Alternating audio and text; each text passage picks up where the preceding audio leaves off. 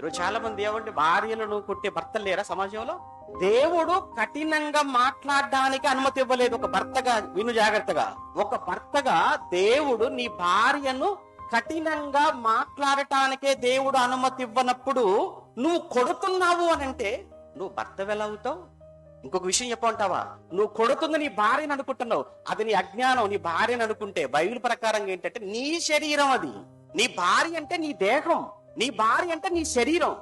ఎవడైనా కానీ వాడి శరీరాన్ని వాడు తిట్టుకుంటాడా, వాడి శరీరాన్ని కొట్టుకుంటాడు చెప్పండి? ప్రపంచంలో వారి శరీరాలను తిట్టుకునే వాళ్ళు, కొట్టుకునే వాళ్ళు ప్రపంచంలో ఒకే ఒక్కడు. వాడెవడంటే దయ్యం పట్టినవాడు. బైబిల్లో ఉండి చెప్తున్నాను. బైబిల్లో మార్కు సువార్త 5వ అధ్యాయంలో గెరాసీనుల దేశానికి వెళ్ళినప్పుడు యేసుప్రభుల వారు అక్కడ ఎవడు దయ్యం అపవిత్రాత్మ పట్టిన ఒకడున్నాడు అని అంటాడు. వాడు కొండల్లో సమాధుల్లో తిరుగుతుంటాడట. అంతేకాదు వాడు తన శరీరమును ఏం చేసుకుంటాడు అని రాయబడింది అక్కడ. తన శరీరమును గాయపరుచుకుంటాడు.